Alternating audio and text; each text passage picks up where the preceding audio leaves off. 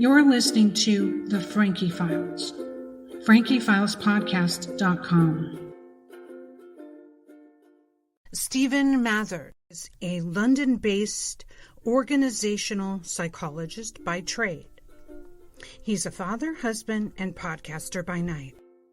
A public speaker on the topic of cults, he and his daughter, media graduate Celine, seek to hack cults on their popular podcast, Cult Hackers. Check out culthackers.com. You see, Stephen was born into the Jehovah's Witness religion in the United Kingdom, and not until his wife in the church became pregnant did he wonder if he'd like to bring his newborn into the fantastical belief system which promised so much and delivered so little. Today I'm excited to have Stephen here to demystify the Jehovah's Witness religion for us after his 20-some years in the light. Hey listeners, join me in welcoming Stephen Mather of Cult Hackers Podcast.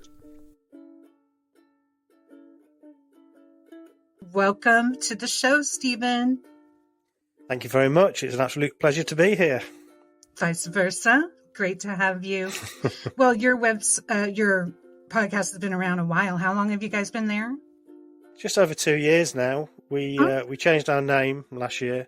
So we started off as What Should I Think About? ... And we thought it was it's a bit too vague, really. All the experts say you should try to be as focused as possible. So we thought, we talk about cults mostly and cult adjacent stuff, I would say. So we came up, my daughter Celine, who is my co-host, came up with the name Cult Hackers, and I thought, yes, that's it. That's the one. So we're called Cult Hackers now. Been going for a couple of years, just over, yeah. Love it. Pretty much gives us a great idea of what you're doing on the show. Hacking through the information to get to the truth. Yeah, that's the attempt, and to really understand how cults work, to get into the code, if we can use that metaphor, sort of really understand, get under the bonnet or under the hood and really understand what's going on there, both in terms of the organizations, the groups themselves, but also the psychology of individuals as well. Oh, well, that leads me to one of my questions that I wanted to get to, which is what led you in the direction of getting your master's in psychology after your stint in, Jehovah's Witness? We'll get into the religion a little bit more later, but Sure. How has the cult experience you had, if it did, how did it fuel your direction to get into psychology? Yeah, it's interesting. To start with, so I left the organisation about 25 years ago, really. So it's quite a long journey, and I just concentrated on my career. So I didn't go straight into studying psychology. I ended up becoming a sort of business improvement trainer, coach, manager, that sort of thing. So doing management training in industry. So nothing particularly exciting, but for me, it was a great opportunity, and I did it. But I had always had an interest in how people think and why they think. Partly, I'm sure, because of the way I was raised and the beliefs I'd had. So I was always fascinated by, how do people believe this stuff? Why do people do what they do? It seemed to me a really important question. So I'd always had that in the back of my mind. And then as I'm doing this job of management training, working with people, even a bit of behavioural change around health and safety, that sort of stuff. It occurred to me that why don't I study it more in a more academic fashion? I'd wanted to do a degree for quite a while, and psychology fit well with my day job, really. So I did an undergraduate part-time degree. In the UK, we have something called the Open University, which is pretty well known around the world as a way for mature students to go back into education. So I did that. It took me 6 years to do my undergraduate degree, by which time, I'm 50 now. And so I then sort of wanted to do a bit more, and so decided to do a master's in organisational psychology. So that sat very nicely with my day job. But what was interesting, Frankie, was that I don't think I'd consciously realised that a big part of why I was interested in organizational psychology was, of course, cults and religions and these things are, of course, organizations. In fact, we used to call it the organization. The organization says that. And I thought, well, this is a great way to kind of kill two birds with one stone in a way and study useful for work, but also maybe it's going to give me some insight into how these sort of slightly more, very unorthodox organizations operate as well. So that's kind of how I got into it. By the time I'd finished my master's, I realized that bit was the bit I was most interested in, and the boring management training stuff wasn't interested in that as much, although it is what pays the bills. And organizational psychology, for those of us who don't quite understand it, that deals with groups in business? Yeah, it tends to be mostly, I suppose, that the focus of my course certainly was around commercial activities and businesses, charities as well, actually. Of course. Okay. But the study of organizations really is how do these structures work? You've got lots of individuals, they all have theoretically a common goal, you recruit people, so this is why it's interesting for me. What is an organization? Well, it's a group that has a common goal. They recruit individuals. There are rules. There are behaviors, practices. There's normally ways of measuring performance. There's ways of checking to see whether you're doing it right. And all of these things are, of course, things that cults do as well. So these are, the same sorts of things. It's just that cults do them in a very specific way. And of course, charismatic leadership is very important if you're thinking about cultic groups. And that was a big module on the course. So, it tends to be focusing on the commercial world, but it wasn't very difficult to then start asking questions around, more religious or cultic environments. What would you say is the perfect group, having studied how groups work? Because it's one of those questions to me, as I see so many groups, the structure of it allows corruption. So what's the perfect group? My God, how do we do good stuff in a group? Yeah, I mean, the irony is that a lot of the things that you would say are good and desirable in a group also may have a flip side, or at least if you take it to the extreme, can become dangerous. So one of the things that good organizations, if you like, and very effective organizations do is they have a very clear vision. And everybody in that group, everybody in that organization is clearly aligned to that vision. So let's say everybody's pulling in the same direction, let's say, to put it in simple terms. But everybody's clear about what it is we want to achieve, both in the long term and on a day-by-day basis. That the processes are very clear, so people know how they contribute to achieving those goals and that vision, both long-term and short-term, medium-term, and so on. People feel that they belong. People feel that they are contributing. They are valued within the organization. They have voice. There are opportunities for multiple people to have power within that organization. So it's not all coming from the top. So I think these are all good. Of power then is pretty important. I think so. But some of the qualities like a clear goal and maybe even a charismatic leadership, these things can be very effective for organizations, but they can also be quite dangerous, so you see a lot of cults with a very charismatic, very driven, very sort of future focused leadership. So the same structure for destruction is the one for creativity. It can be, I think there are some checks and balances, and it's an area that I've explored a little bit with some other colleagues around this, how cultic groups, even businesses, can become quite culty, if you like, in their practices. I mean, we've seen some examples of that. You're listening to The Frankie Files, FrankieFilesPodcast.com.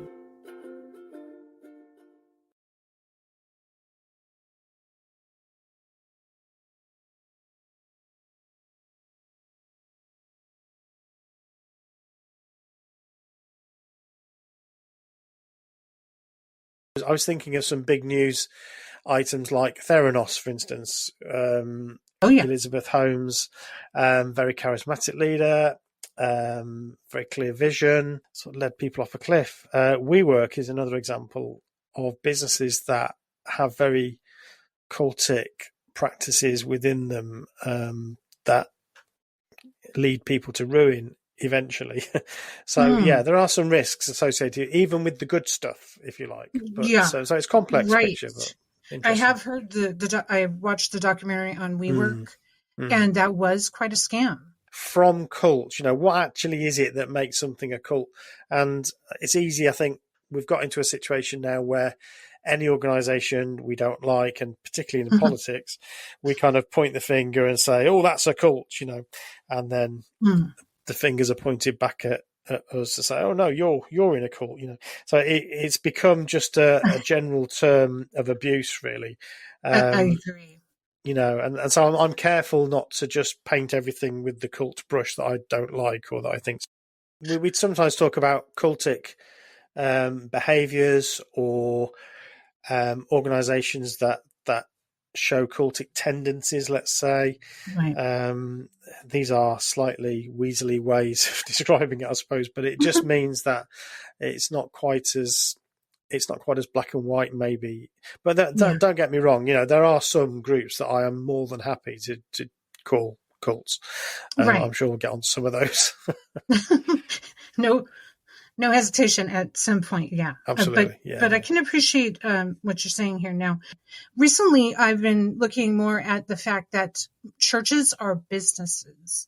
So getting into your church where you participated for multiple years, Jehovah's Witness, that is a business and an organization too. So I can see how this would be quite applicable. It's quite a large organization in the world. It started in the U.S. in Pennsylvania. I did a little quick work on that. And then it spread. Now, I know one of the teachings, sort of like where I grew up in a New Age religion, was to be in the world and not of it. We would wear white everywhere as well, as identifying clothing that some cults do, like red or cream color, white and black. And so we were in the uniform to remind us, The Church also of Jehovah's Witnesses does not believe in the Trinity, which I recently learned was a Christianity concoction. Could you get us into the belief system of Jehovah's Witness and how many years you were there and what your knowledge of is it? Okay, yeah. So Jehovah's Witnesses, you're right. They begun in the sort of 19th century or sort of between the 19th century, late 1800s, really, by a gentleman called Charles Taze Russell. I think their sort of intellectual basis comes from the Millerites. So some of your listeners might know about the Millerites, but this was a group that did sort of calculations using the Bible to try to work out when Jesus was going to come in kingdom power again, and the end of the world was going to happen, and that there are differences of opinion about what would happen after that, but it was generally agreed amongst these groups that the end of the world was coming. They set various dates for this based around calculations picked from the Bible, sort of combination of prophecy and numerology. And they sort of calculated various dates which came and went. The Millerites are famous for the Great Disappointment, which was the time when it really didn't happen. But they didn't die. Eventually, they kind of fizzled out, but they not before giving birth to other groups. So Jehovah's Witnesses are kind of that tradition, really. So the big one was 1914. They thought the end was going to come in 1914. Obviously, the end didn't come in 1914, but there was a world war, and so a kind of tricksy way of getting around that was, okay, the end of the world didn't happen, but this other thing happened, so let's reinterpret that. So that kind of, they hung around, I think, because of that clever way of trying to make sense of a very clearly failed prophecy, actually.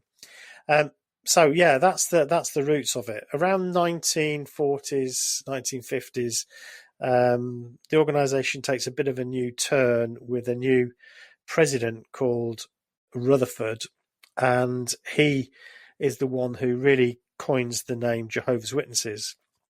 Before then, they were called Bible students.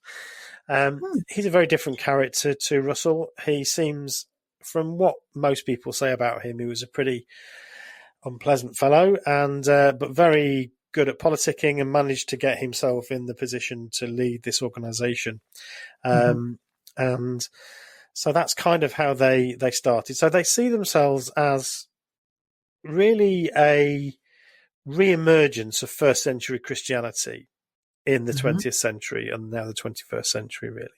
So I think that's that. If you were to really try to pin, put a pin in something properly, that's what you would say. So they think that the Bible is inspired of God. The 66 books that the Protestant churches tend to agree on as the inspired word of God is absolutely correct. It's the inerrant word of God, and everything in it is true. Most of it is literally true. So they believe in the Garden of Eden, the creation, the floods, the Tower of Babel, all that sort of mythical stuff. Right. And they have interpretations of all these Bible prophecies in Daniel, Ezekiel, and all these other prophetic books, Revelation. And they still believe that Armageddon is around the corner. It's going to happen at any time now. And God is going to destroy the wickedness on the earth, basically destroy everybody that's not a Jehovah's Witness, essentially. They would argue with that, but that is clearly the message that you get if you listen to it.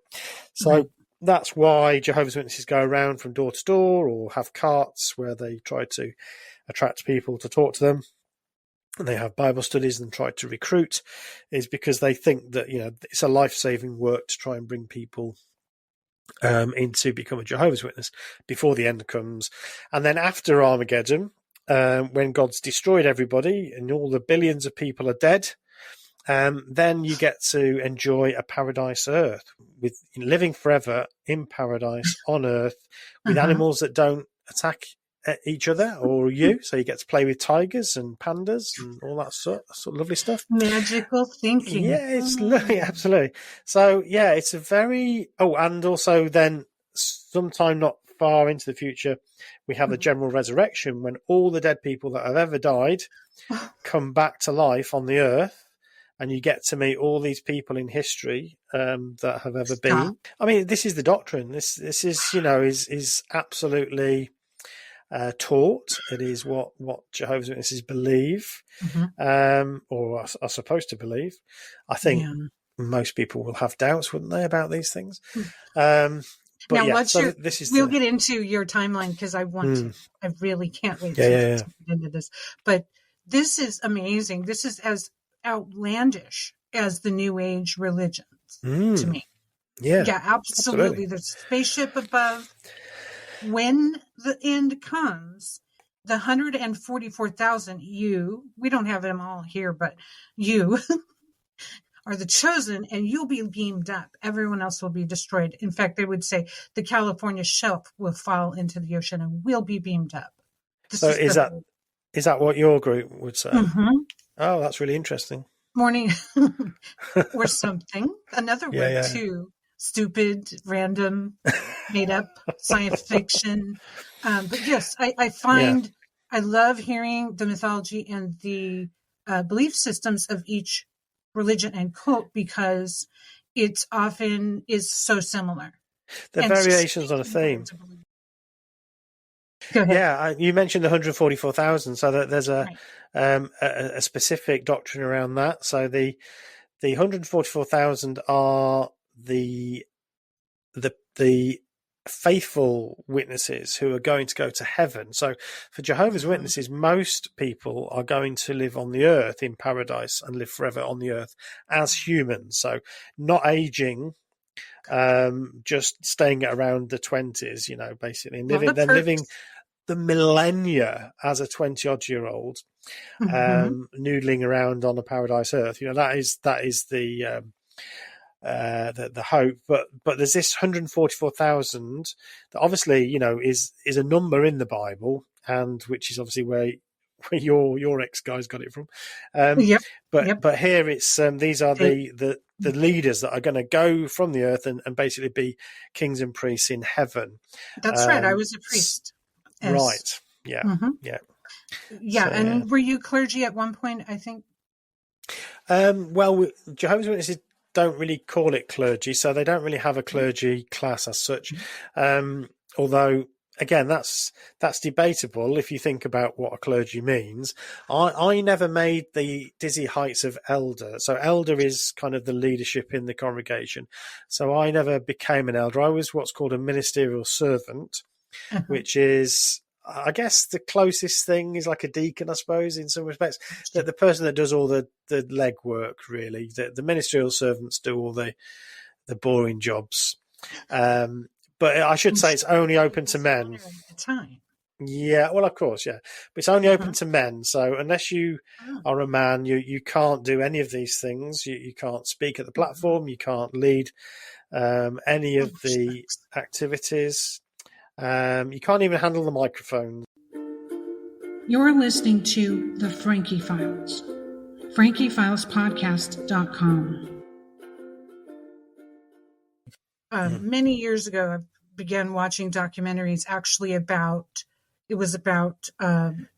Michael Jackson. Michael Jackson, and yeah. Cool. I heard in the news multiple sex scandals about pedophilia taking place in Jehovah's Witness, and that they absolve. They also try to recruit pedophiles from different prisons. Now, this could be propaganda or misinformation. Would you mind telling us what you know about this and how the church handled those stories when they came across the news? Yeah. So my take on it is obviously based on my experience, but my experience ended directly with it 25 years ago. So, obviously I can only speak to what I saw, what people have told me and Celine on the podcast. And, we've obviously seen and read other people's experiences. There's been various inquiries into child sex abuse, both in the UK and Australia in particular. So we have heard about some of these things, which some of them are horrific, actually. My personal, the way I see it is that it's not so much that, and others might disagree with me, so I don't want to, offend others by saying this is just my personal view, but my view is that the organisation isn't, they're very prudish when it comes to sex. They're very strict when it comes to matters of sexuality and so on. It's no sex before marriage. Puritanical, absolutely. No sex before marriage. You're not even allowed to masturbate. That's a sin. Certainly adultery's wrong. You can't divorce unless the other party has committed fornication, which is generally adultery. So it's actually very puritanical, and so I don't personally see any sign that it's okay or it's seen as okay. Well, the problem is, as I see it, and again, this is my personal opinion, so the problem as I see it is that they have systems and processes that, and also doctrinal approaches that create conditions within certain congregations in particular where people are allowed or facilitated, let's say, to do things and then not be held accountable for them. Okay. So let me put it this way. So I want to make sure I get this clear so that people don't misunderstand me. If you have an organisation that says essentially the man is like a little king of his family and his domain, and that women really shouldn't take any lead in the congregation, they don't have any part to play in disciplining or in listening to people's problems in any sort of formal sense, Yeah. then what you end up with is a system where you might have reports of certain types of abuse that go to the elders. These are all going to be men, often middle-aged men, with no experience, no training in how to handle CSA matters at all, or any other sort of matters, to be honest. Yeah. Excuse me, that was a miscue there. And I feel that in a way it's unfair for these men to be put in this position, but that's the position they're put in. So they then have to follow a set of procedures that the organisation has told them they need to follow. Okay. And depending on which territory you're in, will depend on whether you straight away phone the authorities or whether you. So there have been cases where they've maybe disciplined a man internally within the congregation. Let's say they've been reproved or they've been disfellowshipped or something, but the authorities have not been informed. So one of the big the things that a lot of ex-witnesses and a lot of activists want, mandatory reporting to be, absolutely clear in the law. Yes. Yes. And that is in some countries, it's not in others. As I understand it, in the UK, it's not that clear. So you can get situations where the organisation knows about certain cases and maybe they've dealt with it. Sometimes they deal with it, or sometimes they say, well, this person is really repentant, so they can remain part of the congregation. For me, they're mixing up sort of spiritual eldership with the need to report a crime or a report of a crime. So they're the issues. It's more to do with the way that the organisation is handling these matters as they arise. Right. So I think that's the big concern, certainly for me. It should be very simple. If you hear of a case, if somebody reports a case, it's then reported to the police or the authorities, and then it's up to them to deal with that in terms of the law. The elders then, of course, can do whatever spiritual pastoring or discipline or whatever they think is required for the individual. And of course, they should be helping and looking after the person that's been attacked. Right. But unfortunately, that hasn't always happened historically. And I think all the evidence is that it's still not good enough. And the way that people are protected is not good enough within Jehovah's Witnesses. So I know it's a bit of a rambling answer, but I guess from my perspective, I don't want to paint the picture that, Jehovah's Witnesses think it's okay. It's just not my experience. And the people that I still know who are Jehovah's Witnesses, they would be appalled by the idea of that. This closed-in structure where a church tries to handle everything, it's acting like there isn't police, acting like there isn't local, procedures that a citizen is owed. I think that the other thing that I think is important to remember about Jehovah's Witnesses is the very name tells you something. So the idea is that you are witnessing about Jehovah. So everything has to be in a good light.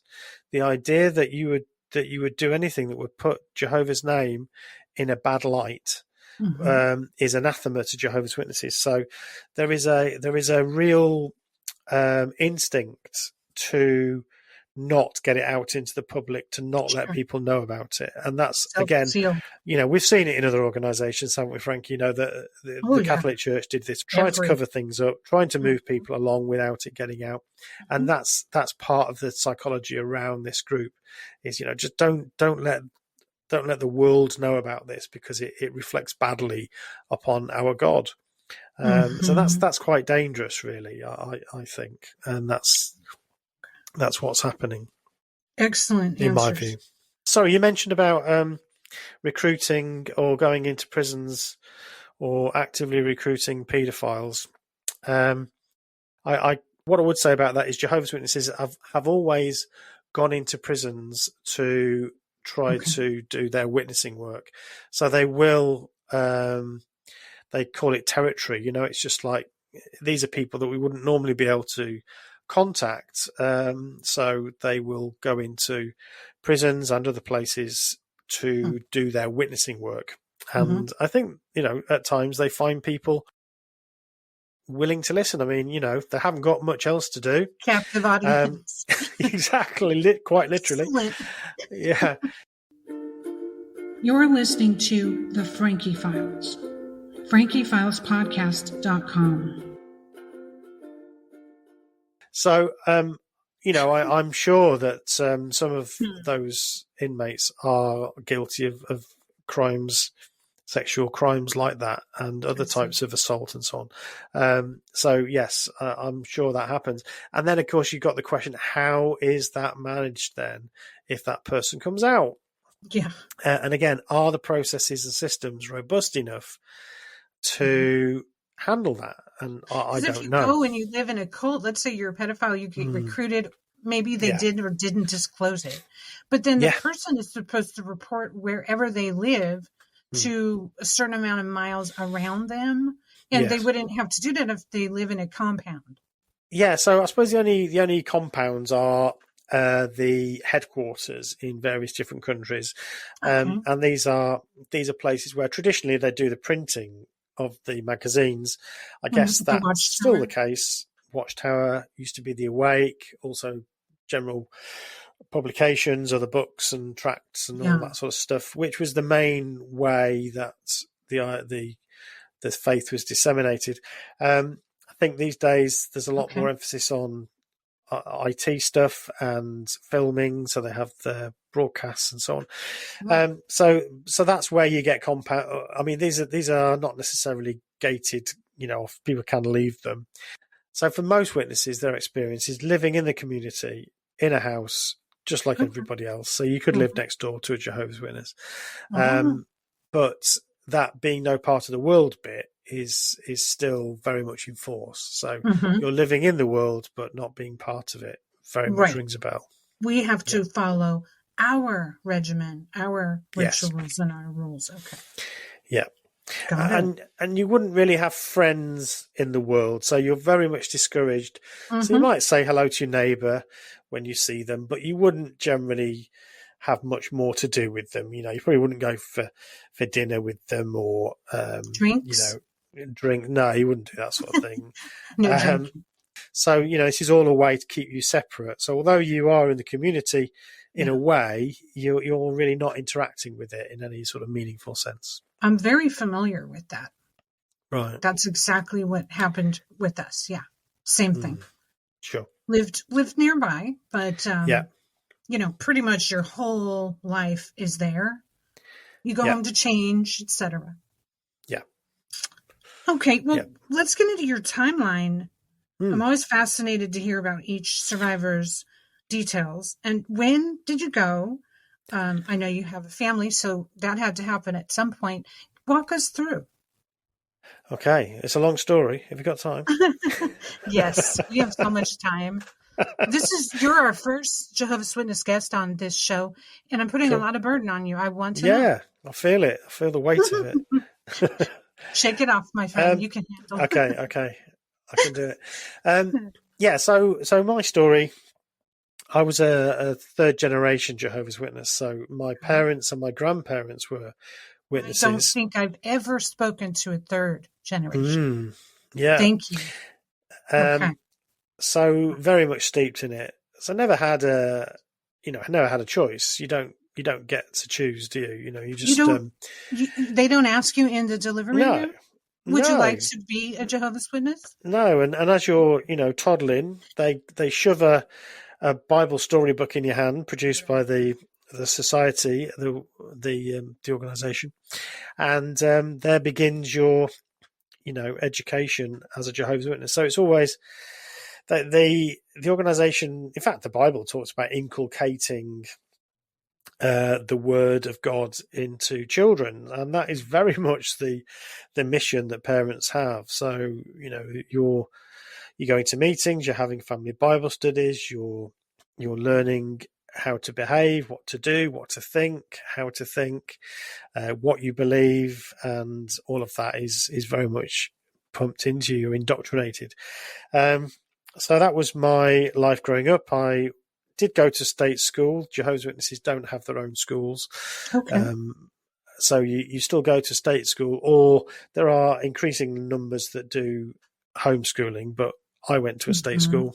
For a moment. Yeah, so I got to hear, other points of view, which I think is very important, actually, was very important for me. But still quite hard, so I had to sit out of all the things that other kids would do, like morning assembly.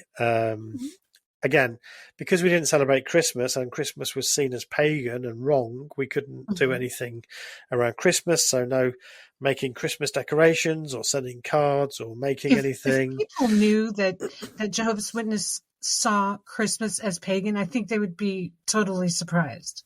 They see it as part of false religion, which everything is if you're not a Jehovah's Witness, Right. But Right. So yeah, they don't celebrate birthdays either, so none of that. Same. You don't have any of that stuff at so school. So were you sitting aside in the cafeteria quite a lot? Yeah, quite in the library. It was for me, certainly my first bit of school. Wow. And you just get used to that. I had some sort of school friends, but again, the friendship is only while you're in school. You're not encouraged to have much association, if any, after school. Understood. Same. So that was growing up, and obviously, as a youngster, you're gradually starting to think about things and ask questions and so on. And I personally had started to have doubts when I was a sort of teenager. But I pushed those doubts down. Do you remember the point? Yeah, I do remember that. I don't remember the exact day, when it all started to happen, but I do remember thinking about, because I was really always interested in science and scientific answers to things. So the whole question of evolution, to me, it just seemed to make a lot of sense, and there was an actual explanation of how it happened, as opposed to, well, God did it, Well, exactly. Nobody actually even tries to explain that to you, because it's just God, isn't it? They don't know. So it's the original black box, really. So I found it really difficult, and it kept bugging me. I kept thinking, and also things like we were told that God had created all the animals to not kill each other, So the idea of animals killing each other wasn't the way God intended, and yet you'd see all these amazing animals with these fantastic methods of hunting and claws and teeth, and then also animals that had amazing camouflage and would. How has that all happened? If God didn't create that, then surely that means it must have evolved. That bothered me, but I kept pushing that down. And there was a lot of other things. I mean, the idea of Armageddon, we were told that Armageddon was going to come. I won't get into all the details of the calculations because that would blow your listeners' mind. We have covered it on our podcast, so if you want to know, you can listen to that. Armageddon Obsessed. Okay. They had a way of calculating the generation that the end would come in. So they said that the generation that saw the beginning of 1914 would not pass away before the end of the world, so before Armageddon happened. So that means that people that saw 1914 would still be alive when the end came. Well, that was supposed to have happened in 1914, and as I was growing up, of course, those people getting older and older, and it was becoming more and more obvious that this wasn't flying, and so that was bothering me as well. So as I gradually got older into my teens, I struggled with that, but I was still pushing it all down. A very scary place to be, as I'm sure many. Well, for those of you of who don't understand what Stephen is saying and who are listening, imagine your whole world as you knew it and is comfortable to you flipped upside down with one little question one day. That's what we go through. No big deal. It's not just and it's part of your identity. So it's not just your beliefs, it's who you are. Right. We used to have a song that we would sing, we're Jehovah's Witnesses, we're Jehovah's Witnesses. I can even remember the tune. And we'd all sing that. And so that was who we are. Yeah. We speak out in fearlessness. And Mm-hmm. this is who we are. And this is my identity. These are my politics. These are my philosophies. This is my way of thinking about the world.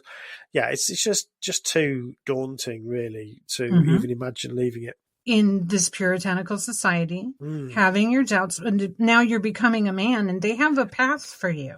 As a man, there's a better path than if you're a woman. So as a man, I was able to think about, okay, well, I can become a ministerial servant. I can lead in some of the building projects. I can become an elder one day. Maybe I can become a travelling overseer, which is another rung up the ladder. And so there's a kind of greasy pole that you see that's at least it gives you some thought of progressing through life. Right. For a woman, I would argue that's not so much the case, or not the case at all. And we've spoken to many ex-Jehovah's Witness women on our podcast, and they testify to this.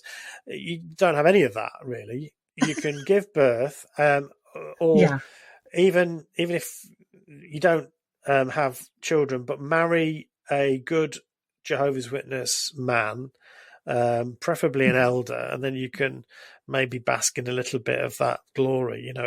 It's really quite sad, I think, to be honest. Right. Absolutely. And one of the reasons why I ultimately left, which I'll come back to that. Well, I don't think I knew any different, Frankie. So, I mean, I've definitely learned a lot more about that since doing the podcast. So I've been left 25 years now. I've been doing the podcast with Celine, my daughter, for 2 years. And I think I've learned more about the woman's experience as a Jehovah's Witness now over these last 2 years than I ever learned, just by really talking to people. It's gotta be amazing for you. Reading people's biographies as well. You're listening to the Frankie Files. FrankieFilesPodcast.com. So I was going through this, but I still couldn't imagine leaving. So Jehovah's Witnesses say they don't practice infant baptism, so you don't have christening or anything like that. But you do get baptized when you make a decision yourself that you want to dedicate your life to Jehovah and his organization. And so you then say, I want to get baptized. And so you get a full sort of baptism in a pool. And that happened to me at 16. Okay. And I remember still at that point having doubts, but grave doubts actually. In fact, I prayed to God the morning of the baptism to try and make me believe it. And please make me believe it. Because I really didn't, but I wanted to. Sure. And anyway, I pushed it down again, got baptized. There. Yeah. And then, my life sort of begun as a male Jehovah's Witness. Became a ministerial servant, became a pioneer. Pioneers that is open to women as well, but is a member of the congregation that spends, in my day, it was 90 hours a month actually on the ministry, so knocking on doors for 90 hours a month, so full time really. Wow. Knocking on doors. Yeah, not fun. Direct recruitment. Yeah. Oh yeah. And all the slamming of the doors. Lots of slamming and lots of people not answering the doors really. So lots of pounding the streets, just going from one house to another. Mind-blowingly dull, really. It's truly sad, like seeing people spend this amount of time and energy. Yeah. Because we're expendable in this type of culture, this closed-in system. We're so expendable. Our time and our energy means nothing. It just has to be done. Get out there and do it. There can be nothing that you can do that is as valuable as the preaching work. So yeah, it is really about hours. This is a strange cultural thing around Jehovah's Witnesses. Certainly when I was I remember it was, and I think it is still quite similar to this. It's really all about the time you're putting in. It's that's your main KPI, key performance indicator. Yeah, but it's all about the hours. Okay. So it's not so much about how many people you bring in, or how many. Okay. So much about how many magazines you sell or place, or however you want to describe it. It's more really about how many hours you put in. That's what you're accountable for. So you can be just pounding the streets, going from one house to another, and so long as you're doing that, that's good enough, you know. So it's a strange life, really. And you've been there 25 years total at the church? So I left when I was around 30. So you started, when did you start your family in this timeline? I started to feel that I wanted to get married. As a Jehovah's Witness, you don't have any opportunity to date. Oh. So there is no dating. No courting. No, well, the only courting is as soon as you start courting, then it really needs to be serious. So with a view to marriage. Mm-hmm. So you can't sort of casually go out with girls or boys and, just get to know each other. And, there's certainly no sex before marriage. So no physical stuff really. So as soon as you start going out with somebody, there's a kind of clock ticking there in terms of, at some point you really need to be starting to think about getting married.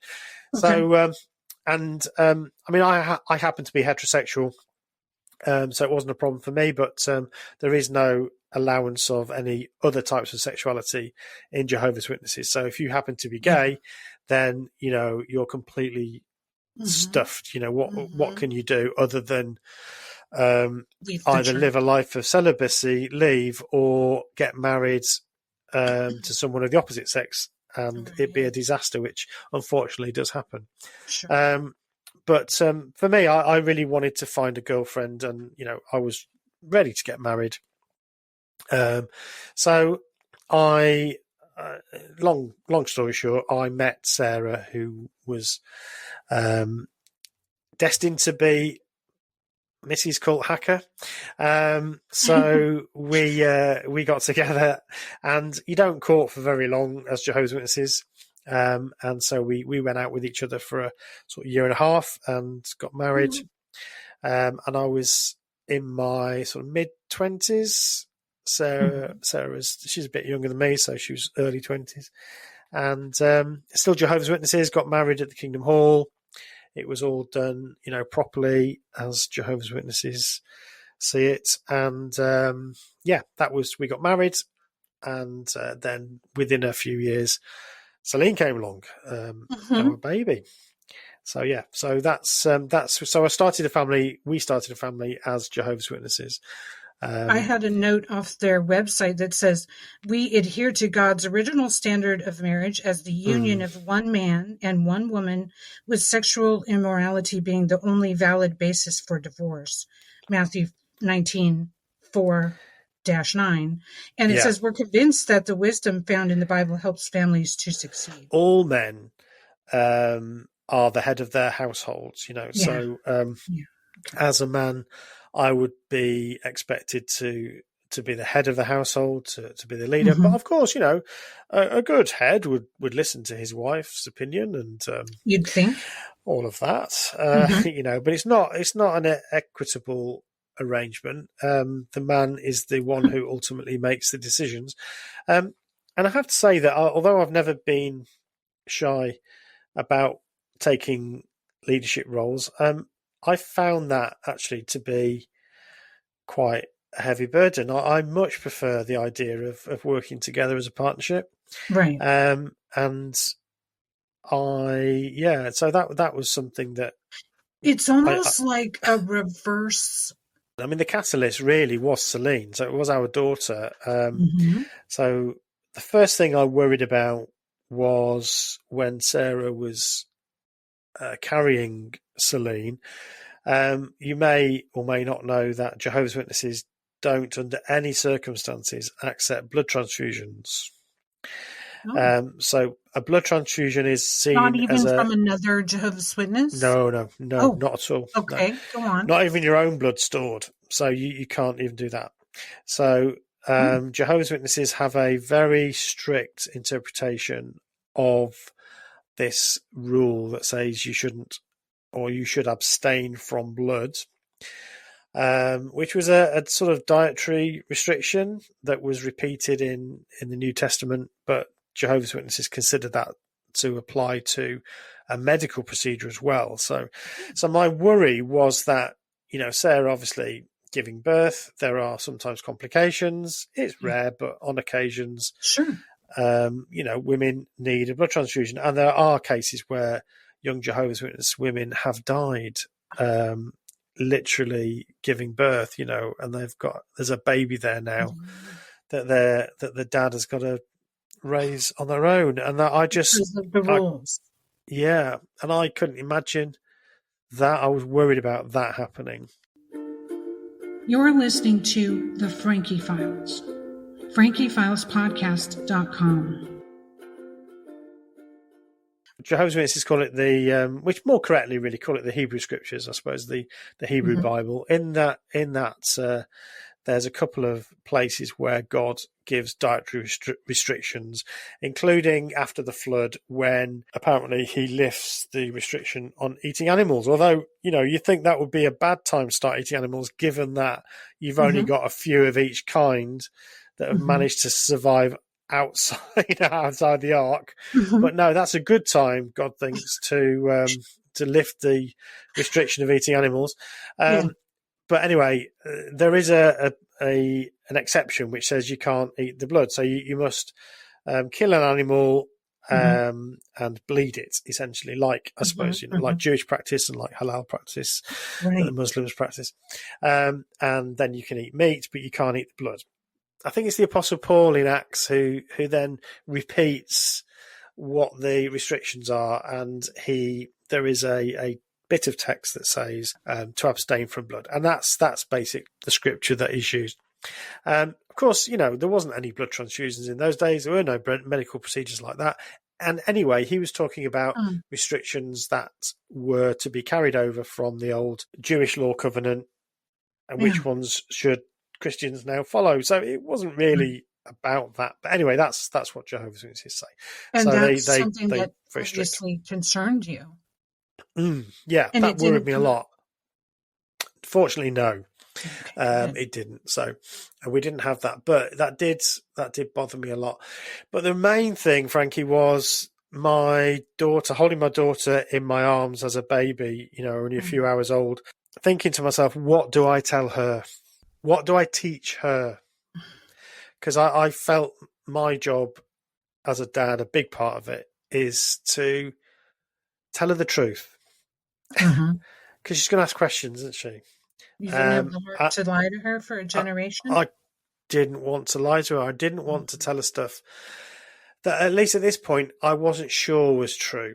So I gave myself an opportunity to say, right, okay, well, I don't know it's not true for sure, but I also don't know it is true for sure. So what I really need to do is spend some time getting rid of these doubts. So I need to give myself that space and really answer this question once and for all. These questions that have been rattling around my brain for a decade or more. I really needed to get to grips with that and find out for myself. And then I can teach my daughter what I consider to be true. And that's what I did. And did it reconcile? Yeah, within about a week, I realised it wasn't true. Okay.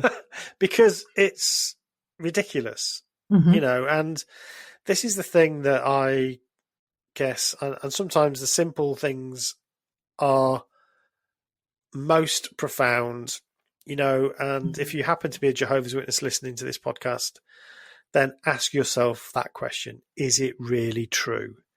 Jehovah's Witnesses have a shorthand for being a Jehovah's Witness. They call it the truth. Are you in the truth? Is he in the truth? She's in the truth. She's fallen out of the truth. He's come into the truth. This is just a way of talking that is a sort of loaded language, as cults use. But I would ask any Jehovah's Witness, deep down, think about the things you're taught. Think about the things you've been taught over the years. Is it really true? And for me, it took me a relatively short amount of time to realize it just wasn't true. I didn't believe it. And yeah, that's when I started to fade. That moment for each of us, Yeah. especially the born in. You're so strong for having lived through that moment and also rising to that voice inside you that said it's time to break these, basically chains of thought, chains of Yes. thinking. I call it a wall of words. Often there are no chains, like with me. And there is beliefs keeping us locked in this fear. What did you have to reconcile next? You're trying to get the wife to come with? Yeah, so what I didn't want to do was try and sort of force her to leave. Don't forget, by this time I was still trying to reconcile in my own mind this big thing that started to occur to me that it wasn't true, but I wasn't ready yet to try and convince other people that it's not true. And I also worried about, and I did this for years afterwards, actually, even when people talk to me at work about religion and things like that, I would always say, I don't want to talk about it, because I didn't want my lack of faith to ruin their faith. So I didn't want to make Sarah feel like she had to do her own investigations. I didn't want to so I said to her, look, I don't mind helping, and I'll take you to the meetings, and I'll look after Celine and all that. And I even went to the meetings for a while, even though I wasn't a Jehovah's Witness anymore in my own mind, but I still went to help with the baby. But no, after about a year, she started to do her own thinking, and she tells me now that she never really believed it, actually, which is quite interesting. Sarah's story is very different to mine, and this is the thing that I'm sure you've found as you've talked to people, and we've certainly found, is the different experiences that people have and the different ways that people experience their religious beliefs or their cultic beliefs. But I mean, Sarah now says, even as a youngster, she'd do things that she wasn't supposed to do. She'd buy a Christmas card for friends at work, but she'd try and keep it quiet so her mum didn't find out. I would never have done that, so I was much more in it than she was. So it took her a little while to sort of make her own mind up about what she wanted to do. But no, she left, and it was definitely her decision. Was she also a third generation or a second generation? No, actually, yeah, she's third generation. Yeah, same, really. Yeah, different families, perhaps, or just awareness. It could really vary. Absolutely. So different people have different experiences. For her, I don't think she found grappling with doubts and all that. She didn't find that as difficult for her because she'd come to a way of just being that was, well, I don't really believe it, but I know what I need to do in order to, not get into trouble. Whereas for me, it was a very different sort of experience. But, everybody has their own difficulties, and she's had others that are incredibly difficult. But yeah, so we eventually we were both now non-witnesses, which was great because obviously now with Celine there was no discussion about what we taught her as being true, and we weren't going to indoctrinate her with the doctrines, and we weren't going to restrict her. Amazing. And coming back to my point about women, as a woman growing up in this organization, she would have been very restricted in what she could do, but fortunately, she's been able to lead her own life. She's been to university. She's got a boyfriend. She lives with a boyfriend. She has a life where she's got choices, which is probably the thing I'm most proud of between us. Really, well, congratulations on that. Thank you. It's something to be proud of. That's a wonderful decision. Again, I applaud you. Now, waking up isn't that pleasant, but clearly it benefited the person in your life. That's really great. But now getting back to a question for you about apocalypticism in Jehovah's Witness, that fear How was that when you left? How was your fear level? This is something that I think is different to others, but because when I left, I knew after I said a week, I was probably exaggerating, a few weeks, a few months of thinking, studying, really, Mm-hmm. really getting my head around it all. By the time I'd left, I absolutely knew it wasn't true. So I had no fear of Armageddon by the time I left. I had loads of fear when I was a Jehovah's Witness. Fear was the most common emotion, certainly growing up as a child. Thinking that Armageddon's around the corner. And for me, the biggest fear was the fear of blood guilt. So that's a lovely little concept that What's um, that? yeah, so this is a concept taken straight out of the Old Testament, where if you are responsible for somebody else's death, a bit like manslaughter, I suppose, in the ancient Israelite law covenant, you would be blood guilty. And so, even though it was an accident, you'd still be the person that would basically have to pay for the death of this person in one way or another. Mm-hmm. And so that principle was applied to us. So if we didn't do the preaching work, and we didn't give people a good witness, and we didn't give people the opportunity to become a Jehovah's Witness so they wouldn't die at Armageddon, we could see ourselves as blood guilty, or God might see us as blood guilty. Mm-hmm. So that meant that, even at school, by being naughty, let's say I was a bad boy at school, I'd done something wrong, and the teacher knew, and she knew I was a Jehovah's Witness. What would happen if the next time somebody knocked on her door? Oh, well, Stephen Mather is a youngster at my school. He's terribly badly behaved. And that might stop them becoming a Jehovah's Witness. This is a paranoia that a young child should not be. These are weights that a child shouldn't have on their shoulders. It's silly, but it's, as a child, you sort of. I was literal, so if they told me that, I just believed it. I thought, well, Right. that must be the Understood. right way. So fear was very much part of my upbringing, and then that never really leaves you. So I was always anxious about one thing or another. You're listening to The Frankie Files. FrankieFilesPodcast.com. When I left, I remember, this is a very strong memory I have, and I still remember the house where I lived at the time. I took a walk, and I looked. This is when I realised I'd said it. I'd said that I was no longer going to be going to the meetings and so on. And I looked up at the sky. The sky was the bluest of blues. I'd never seen it so blue. The trees were green in a way that I'd not seen before. It was like a huge, great weight had been lifted from my shoulders, and to mix a metaphor, the fog had been cleared from my eyes as well. It was just fabulous.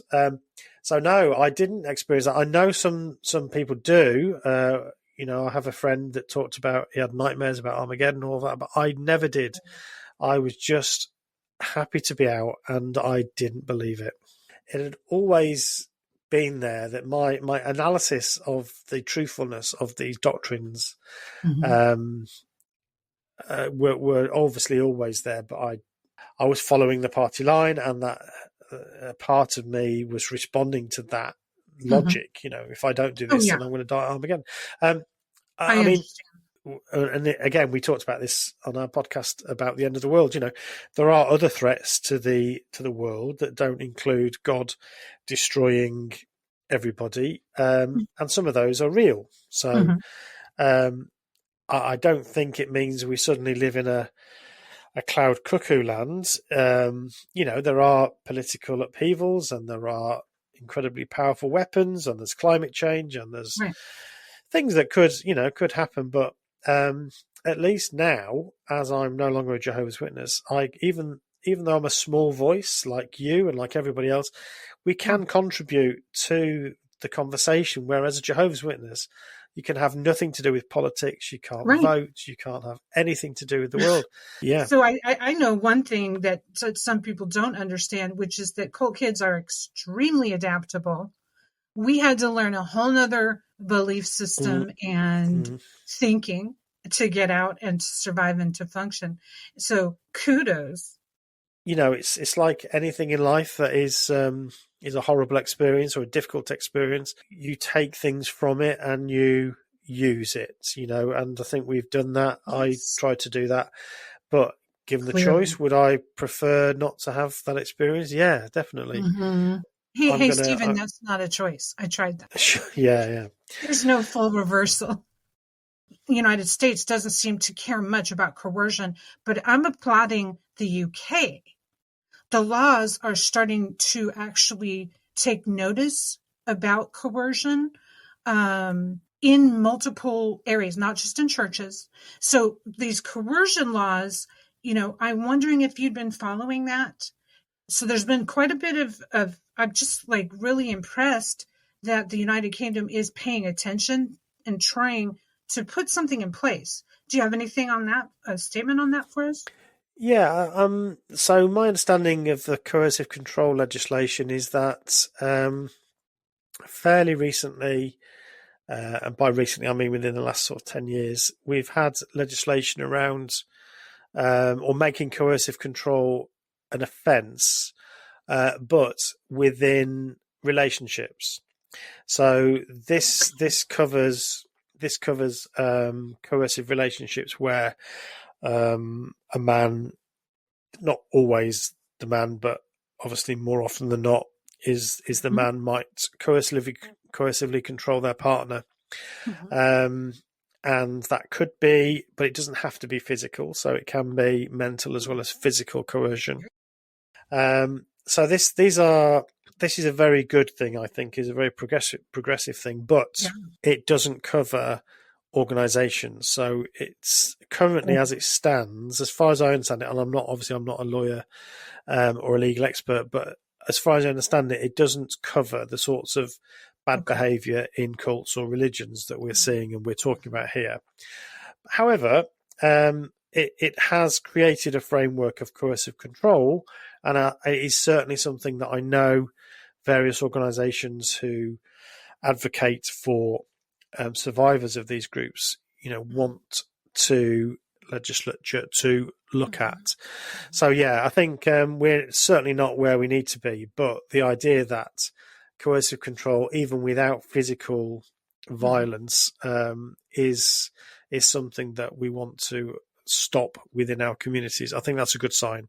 We just now need to make it apply to other situations. A lot of the issues and a lot of the challenges I think we have when trying to challenge cults and cultic practices is the understandable fear of stopping minority groups from having freedom of religion or freedom of Mhm. belief. So, Mhm. and that of course cults play on that. They cry foul on that at any opportunity, So we have to find a way of helping society and the lawmakers understand what we're talking about. We're not talking here about just general fallouts within families or fallouts between people who have the same religion. We are talking about practices that are processes and policies that are mandated by these organizations that create these coercive relationships. And they're the things that we need to target.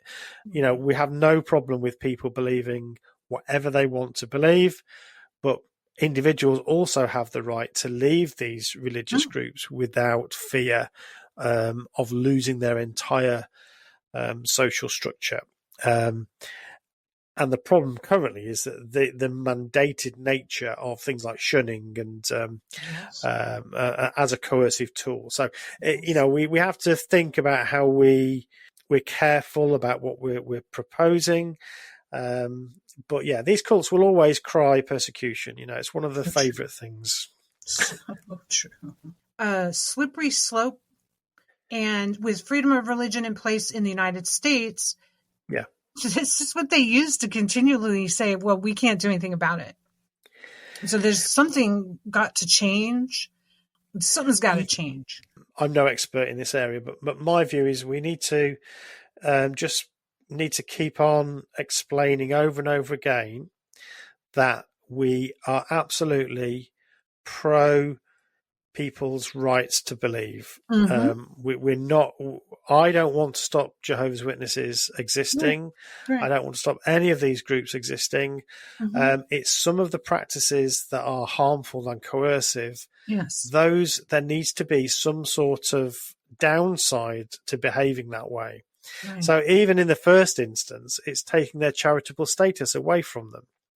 Would be my first step. So if an organisation is getting tax breaks from the government, which essentially means that taxpayers are helping pay for these groups, if that's happening, then they shouldn't be allowed to practice things like shunning, for instance. Right. This has the ridiculous situation where an individual might be, what in Jehovah's Witnesses terms it's called disfellowshipped, which basically means that any Jehovah's Witnesses can no longer have anything to do with that individual. An announcement is given from the platform to say this person is no longer a Jehovah's Witness, and everybody knows what that means. And that can be because they've slept with somebody without being married, or it could even mean having a cigarette. This person that is now disfellowshipped, smoking, or joining a political party, even joining the army, anything like that. The person will be considered no longer to be a Jehovah's Witness, and they will be shunned by everybody else that knows them, by their family, by their friends. Well, that person is a taxpayer, so their tax-paying money helps fund the very organisation that is creating this shunning situation for them. That's got to be wrong. That's got to be wrong. Okay, well, we've really enjoyed having you. This has been a long and wonderful conversation. And I wanted to see if we could get some final thoughts on your podcast, what you want to accomplish. You're in year 2. What have you covered? What do people expect you to cover? And where can we find it? Okay, so the podcast is called Cult Hackers. And we release a new podcast every Saturday, and that alternates between one episode where it's just me and Celine exploring a topic. So we might be exploring like the end of the world, like we're talking about, or it could be the women and their experience. So we'll talk about that together. So Celine is, she's now, I talked about her as a child, but she's now 26, and a media graduate. So she's got a lot of thoughts around the way that cults affect our society. And we also very much interested in film and stuff like that. So we talk about some of that as well in relation to cults. So we do that every other Saturday. And then the Saturdays in between, we will interview a guest. That's the way we normally do it. So we interview a guest. And that could be an ex-member of a group like yourself. So there's an interview, or it might be an academic. So we've interviewed a number of different researchers or academics. And then in between, on a Wednesday, we might do a bonus episode. And those bonuses tend to be a bit eclectic. So that's just me doing a scripted podcast. So the Star Wars one is an example of that. So that's a scripted podcast where I'll just explore a film and give it a cult reading, essentially. And so sometimes it's that, other times it'll be a guest that we're talking about something a bit vague, a bit different. So we try to keep it quite different and eclectic. And cult hackers. So cults are everywhere in a way. So we want to sort of try and understand them from all angles, I suppose. Great. If there's nothing else, Stephen, this has been my pleasure to have you on Frankie Files podcast. I just want to say thank you very much for having me on. I've absolutely thoroughly enjoyed it. Thank you for the opportunity. If you would like information on cults in the news, please join my new Substack, FrankieTease.substack.com.